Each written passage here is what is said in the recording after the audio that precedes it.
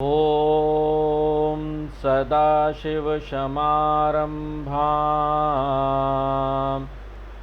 शङ्कराचार्यमध्यमाम्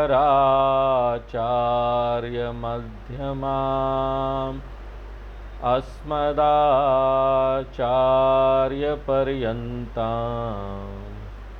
वन्दे गुरुपरम्पराम्।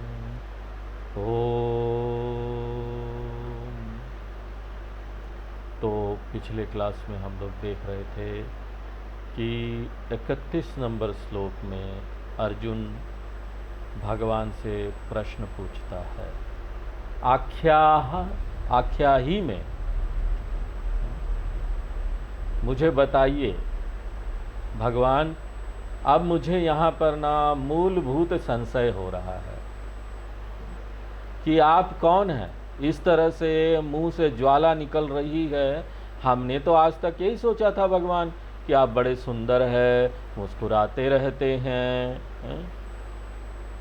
और आप गुस्सा नहीं करते, आप आतंक नहीं फैलाते, आप तो सौम्यता की मूर्ति हैं। लेकिन अब मुझे डाउट हो रहा है। ऐसा होता है लोगों के जीवन में, जब भी समस्या आता है तो हम लोग इस तरह से फिलोसोफर बन जाते हैं, दर्शन की बात करने लगते हैं, और जब तक ये नहीं होता है हम गीता के बारे में सोचते भी नहीं। मूलभूत जो प्रश्न है हमारे जीवन में, उसको उठाना सबसे महत्वपूर्ण बात है। और ये कब होता है? अच्छा है, जीवन में त्रासदी आता है, जीवन में भुगतना पड़ता है हमको, ये बड़ी अच्छी बात है, ये हो जाती है। लेकिन ये होने के बाद अच्छी बात ये है ना कि गीता के बारे में हमको याद आए, इसमें जो ज्ञान दिया गया है। हम पूछे, अपने बारे में सवाल करें, भगवान के बारे में सवाल करें, प्रश्न करना चाहिए। शंकराचार्य जी भज गोविंदम में बोलते हैं, कस्तम को हम कुत आयात, कौन है हम, कहाँ से आए, कौन हमारे माता पिता। लेकिन यही प्रश्न जीवन में समस्या आने के बाद आता है। जब तक ये नहीं आता है हम आराम से अपना जीवन चलाते रहते हैं। कुछ समस्या है तब ये बातें याद में आती, क्यों भगवान ने ये दुनिया बनाई, और इतना खराब दुनिया क्यों बनाया स्वामी जी। भगवान के पास तो सारी शक्ति है ना, भगवान तो सब जानते हैं ना, तो उन्होंने वंडरफुल सुंदर दुनिया क्यों नहीं बनाई। ऐसा बनाते कि सब में पात्रता होता, वेदांत पढ़ते सब लोग मुक्त हो जाते, साधन चतुष्ट संपन्न हो जाते, विवेक वैराग समाधि सटक संपत्ति मुमुक्षुत्वम सबके अंदर होता और सब मुक्त हो जाते। ये आधा अधूरा ऐसा दुनिया क्यों बनाया भगवान। अच्छा खराब, सब लोग यहाँ पर हीरे जैसे क्यों नहीं है, सब लोग अद्भुत लोग क्यों नहीं है, पूरी दुनिया बहुत अद्भुत क्यों नहीं है, क्यों यहाँ पर कीड़े मकोड़े गंदगी बीमारी क्यों है यहाँ से, क्यों भगवान ने ये सब बनाई। और भगवान ने ये सब बनाया तो बनाया, उसके साथ ये पीड़ा क्यों बनाया। सब मजा मजा मजा होता जीवन में, क्यों नहीं हम ना मरते भी तो अचानक गिर गए, मर गए। इससे अच्छा क्या मृत्यु हो सकता है सोचिए। भुगतना भी नहीं पड़ा, अचानक मर गए। हमारी मृत्यु भी क्यों ऐसे नहीं होती है। और खास कर हम तब मरना चाहेंगे भगवान ना, जब हम रात को सो रहे हो, सुबह उठा गया। कई लोगों को ऐसा पुण्य प्राप्त होता है, उनको कोई भुगत, रात को खाना खाया सोया, सुबह पता चला चले गए। है ही नहीं। ऐसा मृत्यु दे दो भगवान। तो ये ना मनुष्य की प्रकृति है। जब समस्या आता है तो वो गीता के बारे में सोचता है, उपनिषद के बारे में सोचता है, गुरु के बारे में सोचता है, और 2 दिनों के बाद भूल जाता है, फिर से वापस वही समस्या में आ जाता है। इसको बोलते शमशान वैराग्य। थोड़े समय के लिए वैराग हुआ तो गुरु शास्त्र ये सब ढूंढने लगा, गीता उपनिषद। खैर उग्र रूप भवान कह आख्यायी, प्लीज टेल, मुझे बताइए भगवान, हम आपका ना ये भयानक रूप का सामना नहीं कर पा रहे, इसलिए नमोस्तु, मेरा नमस्कार स्वीकार कीजिए भगवान। ते, हे भगवान आपको, देववरा, जो देवों में श्रेष्ठ है, आप देवों में श्रेष्ठ है, देवोत्तम है आप, प्रसिद्ध, आप प्रसन्न हो जाइए भगवान, आपकी कृपा मेरे ऊपर हो। कूल डाउन भगवान, थोड़ा शांत हो जाइए, शांत हो जाइए। हाँ? आपका जो सौम्य चेहरा है ना, वो मुझे दिखाइए। हाँ? ये जो रूप आप दिखा रहे हैं, भयानक रूप ना, ये मैं समझ नहीं पा रहा हूं, इसके पीछे की जो अर्थ, जो उद्देश्य है इसके पीछे का, वो मैं नहीं समझ पा रहा। हम ये भी जानना चाहते हैं भगवान, आपका काम क्या है। ये सब चीजें हम पूछते हैं ना, नया लोग कोई आता है, कहीं किसी से मिलते हैं, आप कौन हैं, आप क्या करते हैं, ये दो प्रश्न हैं। तो भगवान से वो प्रश्न पूछ रहा, आप कौन हैं, आप क्या करते हैं, आपका पद क्या है, आप जीएम है, प्रेसिडेंट है, सेक्रेटरी है, क्लर्क है, क्या है भगवान, आपका पद क्या है। आपका तो एक ही काम यहाँ पर दिखाई दे रहा है, खाओ, खाते जाओ खाते जाओ, क्या काम है आपका। भवंत माध्यम विज्ञातुम इच्छामि, हम जानना चाहेंगे भगवान स्पष्ट रूप से, आप जो इस सृष्टि के कारण हैं, आद्यम यानी सृष्टि कारणम, जो सृष्टि से पहले भी यहाँ थे। यही नहीं कि हम आपको जानना चाहेंगे कि आप कौन हो स्पष्ट रूप से, तव प्रवृत्तिम न प्रजानामि, हम आपके प्रवृत्ति को भी तो नहीं जानते हैं ना, आप क्या काम करते हैं वो भी तो मैं नहीं जानता हूं, क्योंकि अभी तो आपका एक ही काम दिख रहा है, लोगों को डराना, एक ही काम यहां पर दिख रहा है। यही है कि कुछ और है, आप कुछ अच्छा काम भी करते हैं कि यहां पर सब लोगों को निगलते रहते हैं। देखिए यहां पर ना मनुष्य को विकास करने के लिए बहुत सारी बातें हैं, लेकिन वो इस दिशा में सोचता नहीं है। हम सिर्फ संकुचित मन लेकर अपनी सोच में डूबे हुए रहते हैं, बिजी रहते हैं, कुछ एक चीजें करते रहते हैं अपने जीवन में। हम कभी भी सृष्टि को समझने का प्रयास नहीं करते हैं, हमारा क्या लक्ष्य है जानने का प्रयास नहीं करते हैं। और अब ना अर्जुन यहाँ पर ना एक मूलभूत प्रश्न पूछ रहा है। अब भगवान बहुत कुछ है, खुश है, कोई तो है ना जो इस तरह का प्रश्न पूछा, वो इसका उत्तर देना चाहते हैं। तो अब जो ये दूसरा चरण है ना अर्जुन की प्रतिक्रिया का, वो समाप्त होता है। हमने आपको बहुत पहले बताया था, पता नहीं आपको याद हो न हो, जब अर्जुन विश्व रूप को सराहता है तो वो 3 चरणों वाली प्रतिक्रिया से गुजरता है। पहला प्रतिक्रिया वो क्या देता, आश्चर्य का, विस्मय, विस्मित हो गया था। दूसरा चरण क्या है, विशेष रूप से जो भगवान के मुख में देखता है तो भयभीत हो गया। पहले विस्मित हुआ, फिर भयभीत हुआ। अब हम ना तीसरे चरण में प्रवेश कर रहे हैं, लेकिन उससे पहले कृष्ण भगवान अर्जुन के इस प्रश्न का उत्तर देना चाहेंगे, देंगे। तो हम लोग 32 नंबर श्लोक पढ़ते हैं। श्री भगवान वाच, श्री भगवान वाच, कालोऽस्मिन् लोकक्षयकृत प्रवृद्धः, कालोऽस्मि लोकक्षयकृत प्रवृद्धः, लोकासमान हर्तुमिह प्रवृत्तः, लोकान् समाहर्तुमिह प्रवृत्तः, ऋतेऽपि त्वां न भविष्यन्ति सर्वे, ऋतेऽपि त्वां न भविष्यन्ति सर्वे, येव स्थिता प्रत्यनीकेषु योधाः, येव स्थिता प्रत्यनीकेषु योधाः।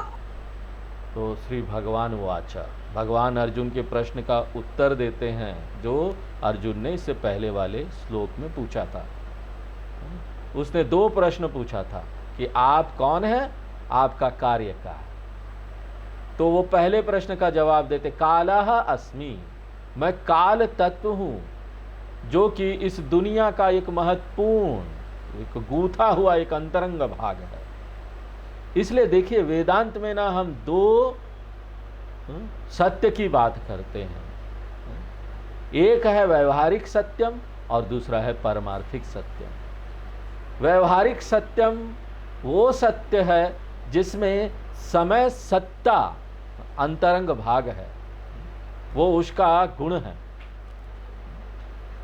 और जहां व्यवहारिक सत्ता आ जाएगा, व्यवहारिक आयाम आ जाएगा, वहां पर ना सब कुछ का विरोधात्मक पक्ष होगा, सब कुछ का उल्टा पक्ष होगा। यहां अगर कोई आ रहा है तो जाएगा भी, यहां अगर कोई विकास हो रहा है तो क्षय भी होगा, यहां मिलना हो रहा है तो बिछड़ना भी होगा, यहां जन्म हो रहा है तो मृत्यु भी होगा। ये इसका अंतरंग भाग है सृष्टि का, इसको बोलते हैं व्यवहारिक सत्यम। और वेदांतीन लोगों का सुझाव क्या है व्यवहारिक सत्य को लेकर, कि हमारे पास न सिर्फ दो ही उपाय है, या तो हम पूरी तरह से इसको स्वीकार कर ले या पूरी तरह से हम इसको रिजेक्ट कर दें।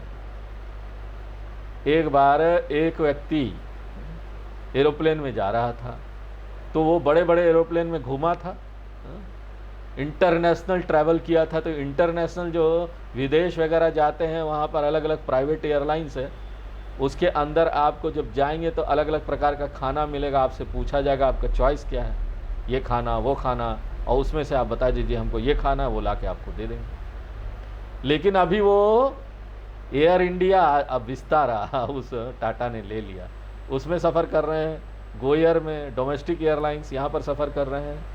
तो यहाँ पर क्या है, एयर होस्टेस आकर पूछेगी आप खाना चाहेंगे एक ही चॉइस है, वहाँ कोई चॉइस नहीं है। यहाँ पर आपको कोई वेज नॉन वेज, यहाँ पर कोई आपको ना इडली डोसा रोटी सब्जी ये सब नहीं मिलेगा, चॉइस नहीं दिया जाएगा आपको। आप पूछेंगे चॉइस क्या है, क्या है हमारे आपके पास में, तो वो बोलेगी ना एक ही चॉइस है, आपको चाहिए कि नहीं चाहिए तो हाँ बोलिए, नहीं चाहिए तो जा रही हूँ मैं यही है दुनिया के साथ, दुनिया के साथ भी ना एक ही चॉइस है। आप पूरे चीज को स्वीकार कर लीजिए एक के रूप में, दिव्यता के रूप में, या पूरे चीज को ना अदिव्य के रूप में रिजेक्ट कर लीजिए। इसको बोलते हैं व्यवहारिक सत्य। और दूसरा जो है वो पारमार्थिक सत्य, जहां पर कोई समय नहीं, कोई आकाश नहीं, कोई विरुद्धात्मक जोड़े नहीं, अन्यत्र धर्मात अन्यत्र अधर्मात, धर्म भी नहीं है, अधर्म भी नहीं है, अच्छा भी नहीं है, खराब भी नहीं है, जन्म भी नहीं है, मृत्यु भी नहीं है, न जायते म्रियते वा कदाचिद, नायम भूतवा भविता वा न भूया। तो या तो आप वोट कीजिए कि स्वीकार कर रहे हैं या अस्वीकार कर रहे हैं।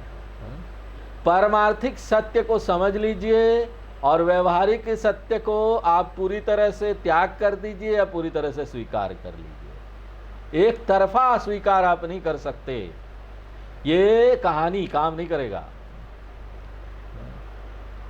और ना एक बात और है, पूरी तरह से अस्वीकार या रिजेक्ट करने के लिए आपको मानसिक शक्ति बहुत चाहिए। पूरी तरह से रिनंसिएट करने के लिए आपको मानसिक शक्ति चाहिए, क्योंकि यहां पर ना आपको सब कुछ छोड़ना है, आपके शत्रु का त्याग करना है। ये तो हम ना बड़े आराम से कर लेते हैं ना, खुशी खुशी। लेकिन वेदांत क्या बोलता है, आपको अपने मित्र का भी त्याग करना पड़ेगा। बीमारी का त्याग करना है तो स्वस्थ का भी त्याग करना पड़ेगा। बिछुड़न का त्याग करना है तो यहां मिलने को भी त्याग करना पड़ेगा। मृत्यु का त्याग करना है तो यहां जन्म का भी त्याग करना पड़ेगा। टोटल रिजेक्शन त्याग करना पड़ेगा। उसके लिए बहुत आंतरिक शक्ति चाहिए और पूरी तरह से स्वीकार करने के लिए भी आंतरिक शक्ति चाहिए। दोनों के लिए आपको मन की शक्ति चाहिए। और वेदांत बोलता है ये शक्ति कहां से मिलेगी, एक ही स्रोत है, और वो क्या है, आत्मज्ञान से। आत्मज्ञान वो आपको शक्ति देगी जिससे या तो आप सब कुछ को स्वीकार कर लेंगे या सब कुछ को रिजेक्ट कर लेंगे। आप गृहस्थ आश्रम का चुनाव करते हैं, घर में हैं, तो वहां पर आपको स्वीकार करना पड़ेगा कि लोग मिलेंगे भी, लोग बिछड़ेंगे भी। बच्चे का जन्म भी होगा और यहाँ लोगों की मृत्यु भी होगी। बच्चे का जन्म होगा, आप उसको पढ़ाई लिखाएंगे, धीरे धीरे वो बड़ा होगा, शादी होगा, चला जाएगा। ये भी आपको स्वीकार करना पड़ेगा। पूरी तरह से इस सृष्टि को स्वीकार करना पड़ेगा। अगर आप गृहस्थ में हैं तो, अगर आप संन्यास आश्रम में हैं तब भी आपको ना सब कुछ छोड़ना पड़ेगा। आधा अधूरा नहीं चलेगा। आधा अधूरा स्वीकार करना या नहीं स्वीकार करना ये नहीं चलेगा। इसलिए कृष्ण भगवान बोलते हैं अहम कालः अस्मि। व्यवहारिक दृष्टिया मैं काल तत्वम हूं, पारमार्थिक दृष्टिया मैं कालातीत तत्व हूं। और काल तत्व के रूप में मेरा दो काम है, और वो क्या है? सृजन करना और विनाश करना। और यहां पर संदर्भ क्या है? अभी यहां पर महाभारत का युद्ध चल रहा है। इसलिए कृष्ण भगवान बोलते हैं लोकक्षयकृत, मुख्य रूप से अभी मैं जो काम कर रहा हूं वो विनाश का काम है अर्जुन। लोकक्षयकृत यानी अभी मैं विनाशक सत्ता के रूप में यहां लोगों को नाश कर रहा हूं। लोगों का प्रवृद्ध, मैं सक्रिय हूं, उसमें लगा हुआ हूं। क्योंकि महाभारत के युद्ध में वहां नाश विनाश होने वाला था, और बहुत बड़े स्तर पर होने वाला था, कोई छोटा मोटा नहीं। इसलिए प्रवृद्ध यानी कि मैं सक्रिय भी हूं विनाश करने के लिए। और लाखों में, हजारों लाखों में, यहां पर देखिए भूकंप आता है तो एक दो लोग नहीं मरते हैं, हजारों लोग मर जाते, स्वाहा, खत्म एक बार में। यहां पर कोई साइक्लोन आता है, चक्रवात आता है, बाढ़ आता है तो और हजार लोग मर जाते हैं। इसलिए काल तत्व क्या है? प्रवृद्ध, एकदम एक्टिवेटेड है। वो समय सत्ता जो यहां पर प्रवृद्ध है, सक्रिय है। और यहां पर मैं क्यों आया हूं? कृष्ण भगवान बोलते इह प्रवृद्ध, मैं उसमें लगा हूं अपने काम में। किस काम में? लोकान इह समाहर्तुम, लोगों को नष्ट करने का काम में। यहां पर युद्ध होने वाला था, कौरवों के पास 11 अक्षौहिणी सेना थी और पांडवों के पास 7 अक्षौहिणी सेना थी। हजारों लोग थे, लाखों लोग थे, और सब मर गए और कुछ लोग बचे जो उंगलियों में गिने जा सकते थे। महाभारत के जो महाभारत है उसमें ये दिया हुआ है कितने लोग बचे थे। तो अभी मैं यही काम कर रहा हूं अर्जुन। और कृष्ण भगवान उसके बाद चेतावनी देते हैं कि अर्जुन ये तो होने ही वाला है, तुम चाहे ना कोई भी निर्णय लो, युद्ध करने का निर्णय लो या तुम ये निर्णय लो कि युद्ध नहीं करना है, लेकिन मैंने तो निर्णय ले लिया कि इनको नष्ट करना है। तुम मेरे साथ सहयोग करो या नहीं करो, तुम मेरे साथ हो या नहीं हो। इसलिए कृष्ण भगवान चेतावनी देते हैं अर्जुन को, ऋतेपि त्वाम, ऋतेपि, अगर तुम नहीं भी हो, तुम्हारे नहीं रहने से भी, तुम्हारा योगदान नहीं करने से भी महाभारत का युद्ध होने वाला है। सर्वे न भविष्यन्ति, आगे भविष्य में ये सब लोग नहीं रहने वाले, गायब हो जाएंगे धरती के पटल पर। समय आ गया है जब इस धरती के पटल से इतने लाखों लोगों का पलायन हो जाएगा। और वो कौन है? ये वस्थिता, ये सारे लोग, ये जो समुद्र की तरह सामने खड़े हैं, लोगों का समुद्र है, जमघट है, ये तुम्हारे सामने। प्रत्यनिकेशु योधा, ये सैनिक लोग, प्रत्यनिकेशु यानी दोनों तरफ, कौरवों की तरफ भी और पांडवों की तरफ भी जो सेना है, जो सैनिक लोग है। अब यहां पर देखिए ये धर्म युद्ध था, कुछ लोग धर्म की तरफ भी थे, लेकिन धर्म की तरफ होने के बाद भी बहुत सारे लोग हैं तुम्हारी सेना में जिसका समय आ गया, मरना तो है ही। इसलिए प्रत्यनिकेशु, अनिकेशु, अनिकम यानी आर्मी, सेना, प्रति यानी दोनों तरफ, दोनों तरफ की सैनिकों का यहाँ नाश होने वाला है और कोई रास्ता नहीं, कोई चारा नहीं, इनका प्रारब्ध कर्म समाप्त हो गया, इसलिए जाएंगे। इसलिए अर्जुन बहुत सावधानी से नोट करो। क्या? 33 नंबर श्लोक पढ़ते हैं।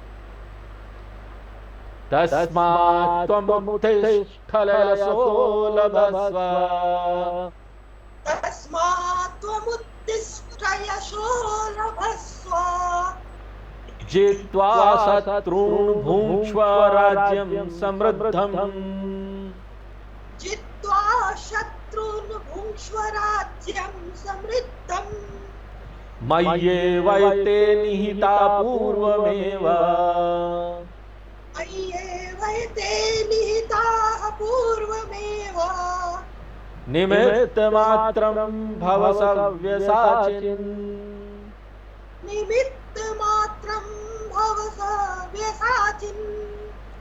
हाँ तो अर्जुन, चाहे तुम इस युद्ध में हिस्सा लो या ना लो, समय आ गया है कि इन लोगों का नाश हो जाएगा। अगर तुम युद्ध में हिस्सा लोगे तो इसका लाभ क्या होगा? तुमको ना नाम और प्रसिद्धि मिलेगा कि तुमने धर्म युद्ध किया। नाम और प्रसिद्धि मेरा नहीं होगा, भगवान का नहीं होगा। लेकिन लोग यहाँ क्या बोलेंगे? अर्जुन ने धर्म युद्ध लड़ा, अर्जुन ने धर्म की स्थापना की। तुमको नाम और प्रसिद्धि मिलेगा अगर तुम ये युद्ध लड़ते हो। लेकिन अगर तुम भाग जाते हो तब भी ना परिणाम तो वही होने वाला है। ये लोग मरने तो वाले हैं, ऐसे नहीं तो वैसे। भगवान का तरीका बहुत अलग अलग है विनाश करने का। ऐसे नहीं तो वैसे विनाश कर देंगे। भगवान के लिए कोई बड़ी बात नहीं है। अगर तुम ये युद्ध क्षेत्र को छोड़ के भाग जाओगे तब भी ये लोग ना किसी प्रकार से मरने वाले हैं। और इसका परिणाम क्या होगा? तुम अगर भाग जाओगे युद्ध छोड़ के तो तुम्हारा नाम खराब होगा अर्जुन, क्योंकि तुम्हारा इस दुनिया में बहुत नाम है। सब लोग बोलेंगे देखो क्षत्रिय ने अपना कर्तव्य छोड़ दिया। और इसको बोलते हैं प्रत्यवाय दोष। जो करना चाहिए वो नहीं किया। तुमको यहाँ खराब नाम मिलेगा, सब लोग तुम्हारी निंदा करेंगे और साथ में ना तुमको पाप भी मिलेगा, नरक में जाओगे। तो किसी भी तरीके से ये लोग तो न मरने ही वाले, नष्ट होने वाले हैं। तो अच्छा काम क्या है कि तुम ना अपना कर्तव्य करो, जो करना है वो करो। तो वो बोलते तस्मात, इसलिए क्योंकि समय आ गया इन लोगों का कि ये धरती से गायब हो जाएं। मैं इनको हटाने ही वाला हूं धरती से, धरती के पटल से। त्वम उत्तिष्ठ, उठ जाओ अर्जुन और सहयोग करो। त्वम उत्तिष्ठ। और यही नहीं, यशो लभस्व। मैं कोई ना इंटरेस्टेड नहीं हूं कि मुझे सब क्रेडिट मिल जाए, नाम और सम्मान मुझे मिल जाए कि ना मैंने ये किया। भगवान तो चाहते सिर्फ काम हो जाए बस। किसको नाम मिल रहा है, किसको सम्मान मिल रहा है, उससे कोई फर्क नहीं पड़ता, काम होना चाहिए। मैं उसमें इंटरेस्टेड नहीं हूं, भगवान बोलते। तुम ये रख लो है ना, नाम और प्रसिद्धि। कैसे? शत्रुन जीतवा, शत्रु के ऊपर जीत हासिल करके, विजयी होकर, अपने शत्रुओं को हराकर। यही नहीं कि तुम अपने शत्रुओं को हराओगे और नाम सम्मान भी तुमको यहाँ मिलेगा, मान सम्मान सब मिलेगा। समृद्धम राज्यम भुङ्क्ष्व, तुमको एक समृद्ध राज मिल जाएगा जो तुम खो चुके थे।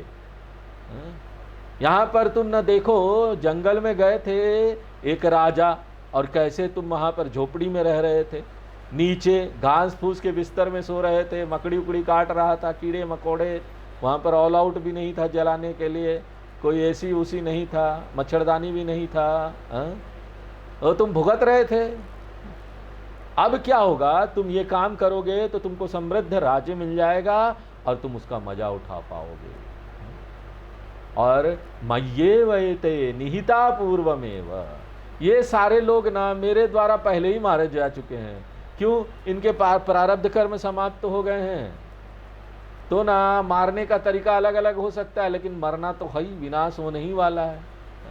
और ये मेरा विभाग है, इसलिए एते पूर्वमेव निहितः। इसलिए तुमको कोई ना ब्रह्मास्त्र नहीं छोड़ना है यहाँ पर। सीधे ना अपना धनुष और बाण उठाओ, जो बचपन में तुमने उठाया था, बचपन में तीर उड़ चलाया था।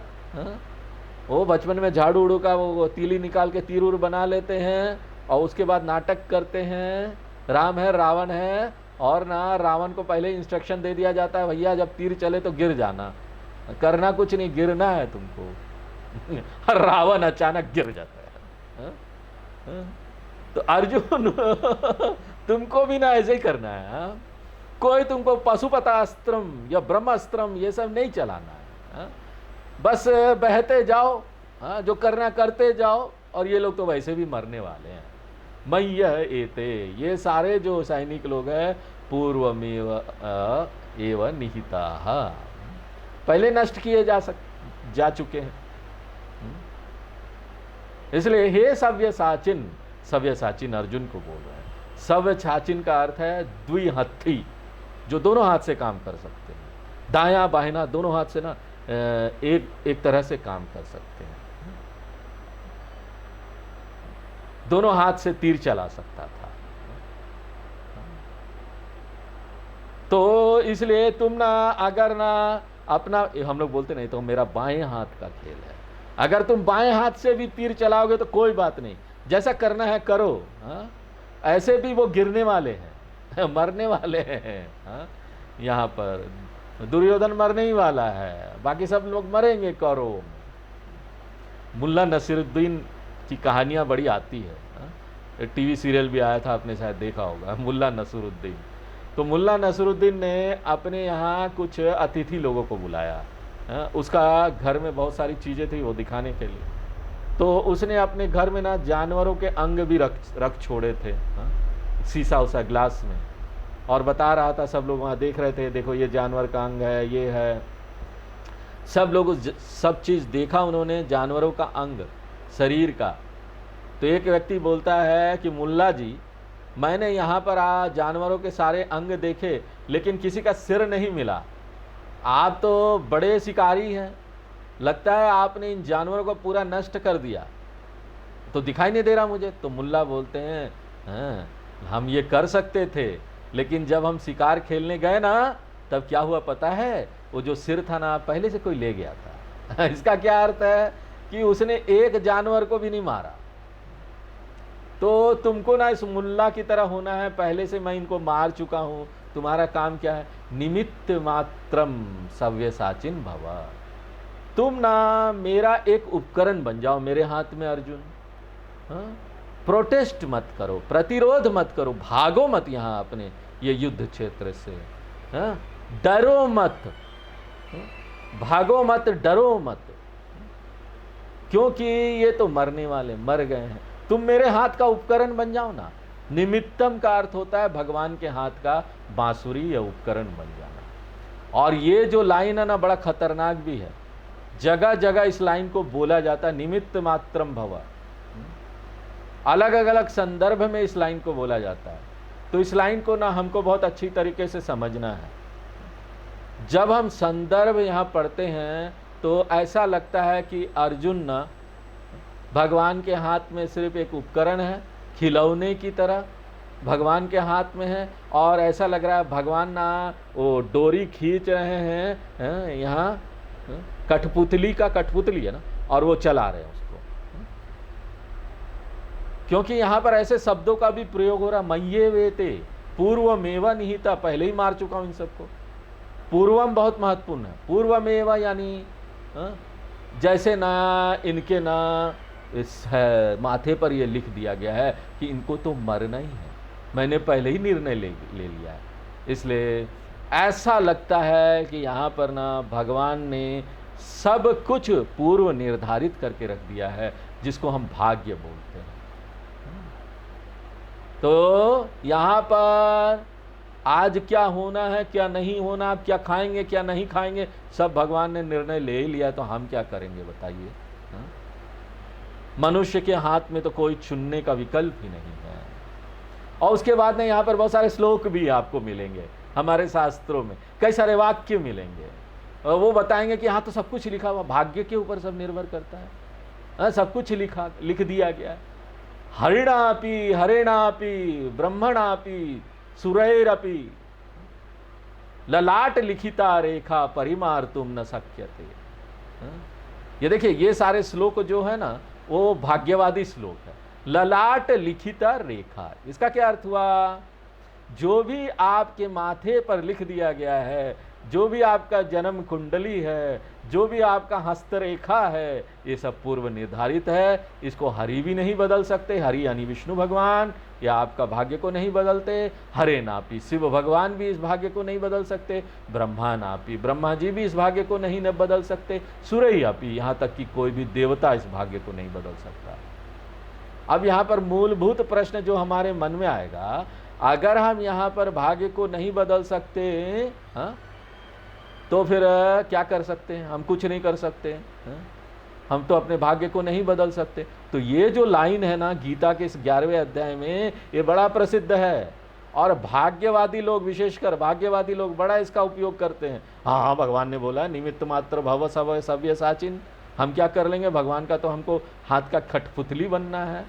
ये लाइन बड़ा उनको हलवा हलवा लगता है, बड़ा आसानी से वो बोलते हैं और अपनी बात को, तर्क को स्थापित करके प्रूव कर देते हैं, है ना। हम तो ना विनम्र कठपुतली है भगवान के हाथ में, वो तो नाटक का सूत्रधारी है। सूत्रधारी होता है ना कठपुतली को जो चलाता है, हाँ, वो अपनी दौड़ी खींच रहा है और उनके खींचने पर हम यहाँ नाच रहे हैं। तो हमारा निष्कर्ष क्या हो जाएगा, हमारे पास कर्म करने की स्वतंत्रता ही नहीं है, फ्री विल नहीं है, ऐसा लगता है। इसलिए यहाँ पर करने वाला एक ही है, और वो कहना कौन है, भगवान ही सब कुछ कर रहा है, भगवान ही सब कुछ निर्धारित करता है, हमारे हाथ में तो कुछ नहीं है। तो ये ना बड़ा गलत धारणा बन जाएगा लोगों के मन में, बड़ा गलत निष्कर्ष निकल जाएगा, और ये ही एक लाइन से ये सारा निष्कर्ष निकल रहा है। इसलिए ना हमको ना कुछ समय देना पड़ेगा इसको समझने के लिए, ताकि ना हमारे मन में, लोगों के मन में जो गलत धारणा है भाग्यवादी दृष्टिकोण को लेकर, उसको दूर किया जा सके। मनुष्य का यहाँ कर्म करने की स्वतंत्रता है, वो चीज़ों को यहाँ संभाल सकता है, चीज़ों को बदल सकता है। अगर हम ये कर्म करने की स्वतंत्रता को स्वीकार नहीं करेंगे तो क्या परिणाम होगा, इसको हमको ना बहुत सावधानी से अच्छी प्रकार समझना चाहिए, और ये हम लोग अगले क्लास में करेंगे। आज यहीं पर विराम देते हैं। ओम पूर्णमदः पूर्णमिदं पूर्णात् पूर्णमुदच्यते पूर्णस्य पूर्णमादाय पूर्णमेवावशिष्यते। ओम शांति शांति शांति।